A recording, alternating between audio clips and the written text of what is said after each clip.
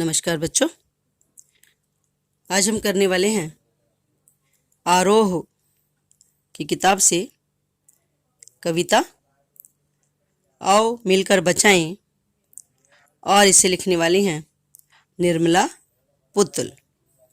निर्मला पुतुल के बारे में हम कह सकते हैं कि वो झारखंड की रहने वाली थी। उनका जीवन बहुत सी कठिनाइयों, बहुत से अभावों, बहुत से संघर्षों में बीता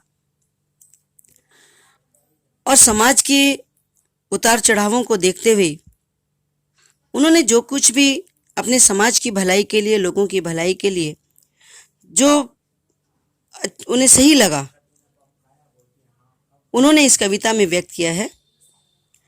और उन्होंने महसूस किया है कि धीरे धीरे जैसे जैसे परिस्थितियां बदल रही हैं, वैसे वैसे एक झारखंड की जो संस्कृति है, संथाली समाज है, वहाँ पर उनकी जाति के संस्कार, उनका व्यवहार धीरे धीरे वहाँ बदलाव आ रहा है। और कवित्री चाहती है कि संथाली जाति की जो संस्कृति है, जो व्यवहार है, जो प्राकृतिक सुंदरता है वहाँ की, वो नष्ट ना हो। वो इसे बचाना चाहती हैं और वो ये भी जानती हैं कि वो अकेली शायद इस कार्य को नहीं कर सकती। इसलिए उन्होंने कविता का सहारा लिया और अपने सब लोगों का आह्वान किया है कि आओ मिलकर के बचाएं संथाली जाति की संस्कृति को, बचाएं वहाँ की प्राकृतिक सुंदरता को, बचाएं संथाली समाज के व्यवहार को। कहती हैं कवित्री, अपनी बस्ती को नंगी होने से, शहर की आबो हवा से बचाएं उसे। कहना चाहती हैं, सबका आह्वान कर रही हैं कि जैसे जैसे सभ्यता संस्कृति का विकास हो रहा है, वैसे वैसे पेड़ पौधे काटे जा रहे हैं, जंगल के जंगल नष्ट हो रहे हैं। और कवित्री यह आह्वान कर रही है कि आओ मिलकर के वृक्ष लगाएं, बेवजह हरे भरे पेड़ों को काटने से बचाएं और इस तरह अपने नंगी होती बस्तियों को, क्योंकि पेड़ जब कट जाते हैं तो पहाड़, धरती वीरान सी लगने लगती है। उस बचाएं, और किससे बचाएं? शहर की आबो हवा से बचाएं। शहर की आबो हवा यानी शहर में जो बुराइयां पल रही हैं, शहर में जो स्वार्थीपन पल रहा है, शहर में जो प्रदूषण फैल रहा है, उस आबो हवा से हम अपनी बस्तियों को बचाएं। आगे कवित्री कहती हैं, बचाएं डूबने से पूरी की पूरी बस्ती को हड़िया में, खाई में, हड़िया में डूबने से बचाएं। हड़िया कहते हैं हड्डियों के ढेर को। कवित्री कह रही है कि हमने अगर अपनी संस्कृति को शहरी संस्कृति से नहीं बचाया तो यह मानव के अंदर जो भावनाएं हैं वो खत्म हो जाएंगी और मनुष्य केवल हाड़ मांस की हड्डियों का एक पुतला मात्र बनकर के रह जाएगा।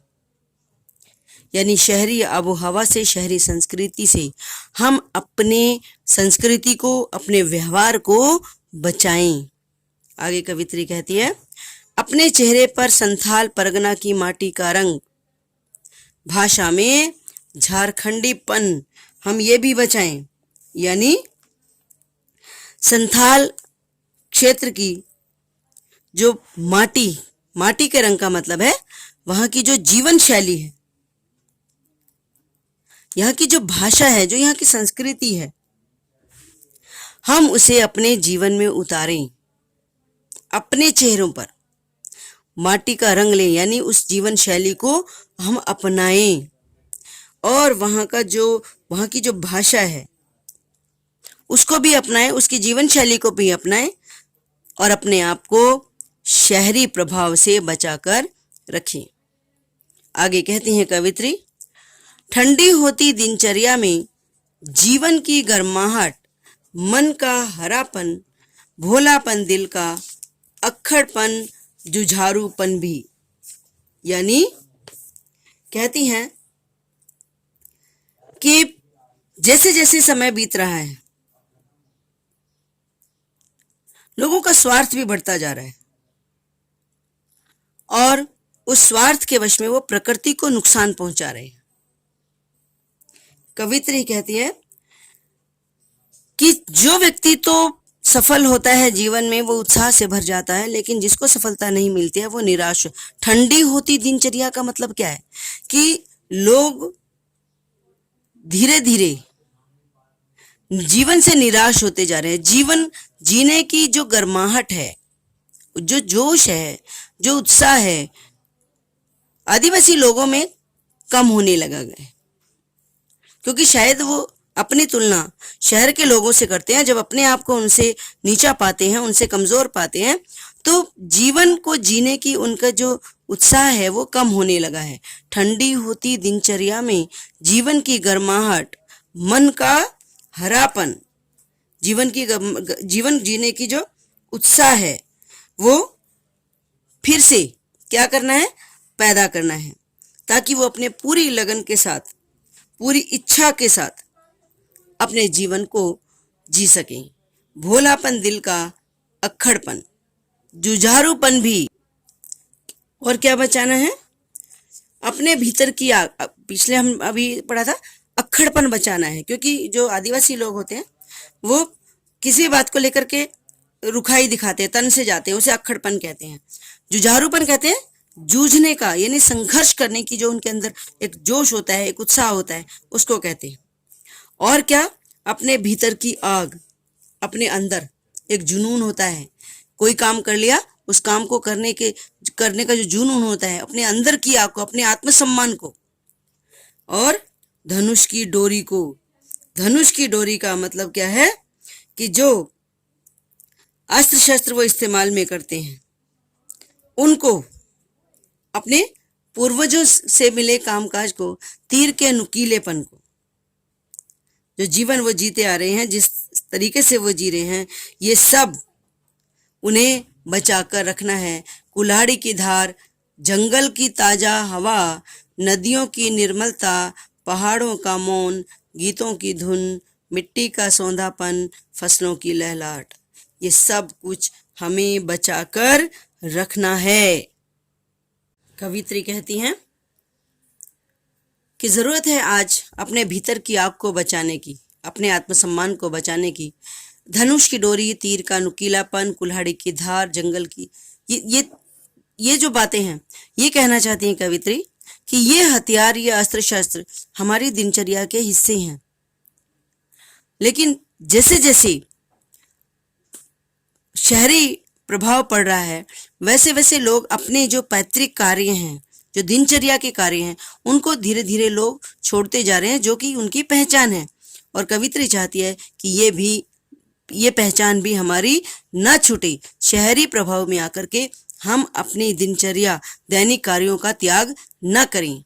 जंगल की ताजा हवा को नष्ट न होने दें, नदियों की निर्मलता बनाए रखें, और पहाड़ों का मौन भी, गीतों की धुन, मिट्टी का सौंधापन, फसलों की लहलहाट, यानी हम प्राकृतिक सुंदरता को यूं ही बरकरार रखें, बचाए रखें, क्योंकि ये प्रकृति ही हमारे आदिवासियों के जीवन का महत्वपूर्ण हिस्सा है। और अगर प्रकृति ही खतरे में पड़ जाएगी तो आदिवासियों का जीवन भी खतरे में पड़ जाएगा।